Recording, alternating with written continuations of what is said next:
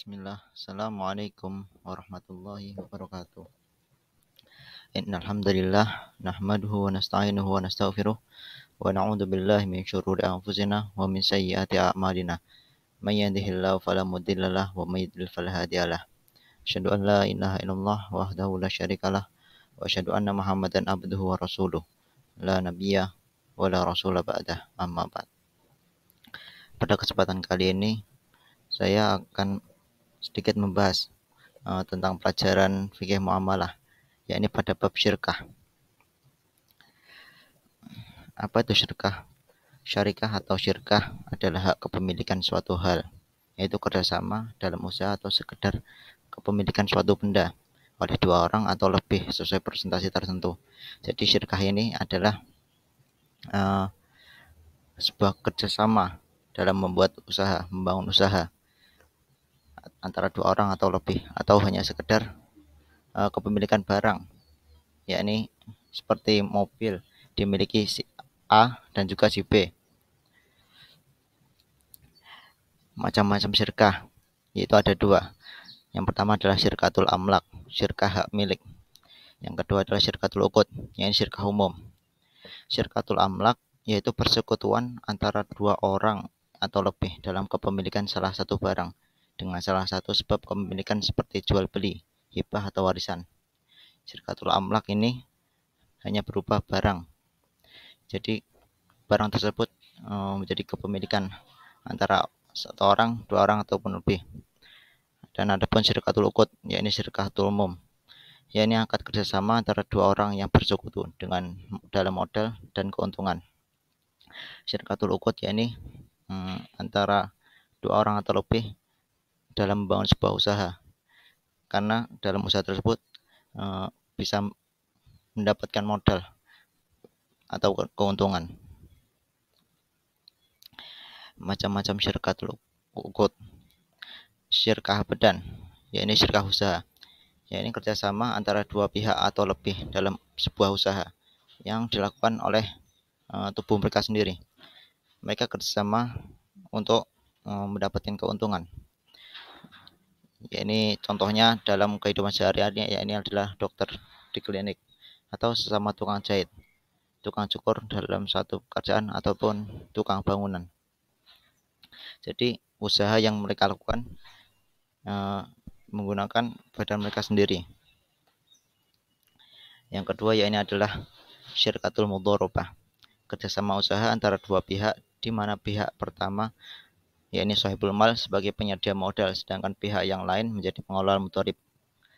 Syirkatul mudharabah contohnya yakni si A memiliki modal berupa 200 juta, akan tapi si B hanya melakukan kerjanya, dia hanya pengelola modal tersebut.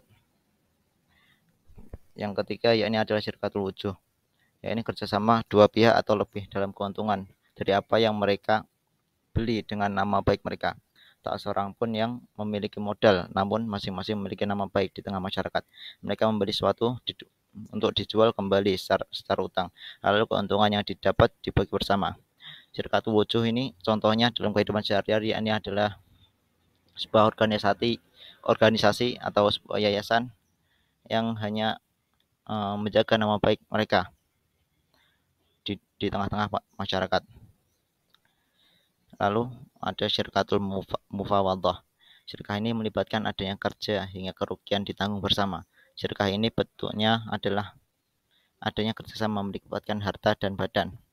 Jadi syirkatul mufawadah contohnya dalam kehidupan sehari-hari, ya, si A dan si B sama-sama memberikan modal dan mereka juga sama-sama bekerja dalam membangun usaha tersebut. Yang kelima yakni adalah syirkatul inan, yakni persekutuan dalam modal, usaha dan keuntungan, yakni kerjasama antara dua orang atau lebih dengan modal yang mereka miliki bersama, dengan modal yang mereka cari bersama untuk membuka sebuah usaha yang mereka lakukan sendiri, lalu berbagi keuntungan bersama. Jadi modal berasal dari mereka semua, usaha juga dilakukan mereka bersama, untuk kemudian keuntungan juga dibagi bersama-sama.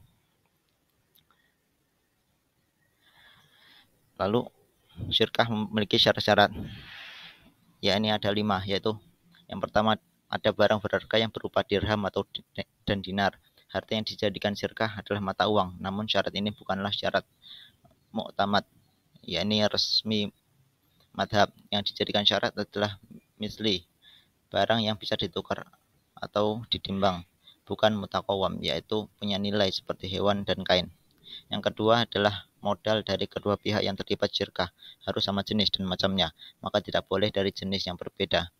Maka harta pihak yang bekerja sama tidak terbedakan dengan yang lain. Jika terjadi kerusakan, lantas harta yang ada bisa dibedakan, maka bisa jadi ada yang mengambil hak orang lain jalan yang benar.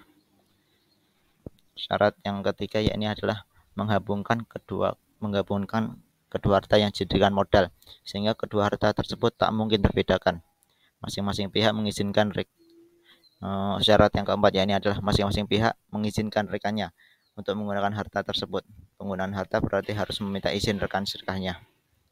Jadi bisa digunakan antara dua orang atau lebih.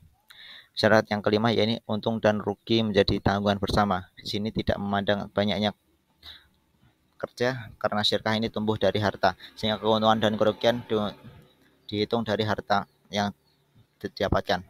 Jadi dalam sebuah usaha, si A dan si B ini apabila ada keuntungan harus dibagi rata, dan juga apabila mereka mendapatkan kerugian harus ditanggung bersama.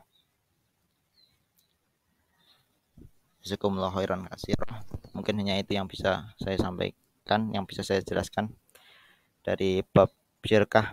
Kurang lebih mohon maaf. Wassalamualaikum warahmatullahi wabarakatuh.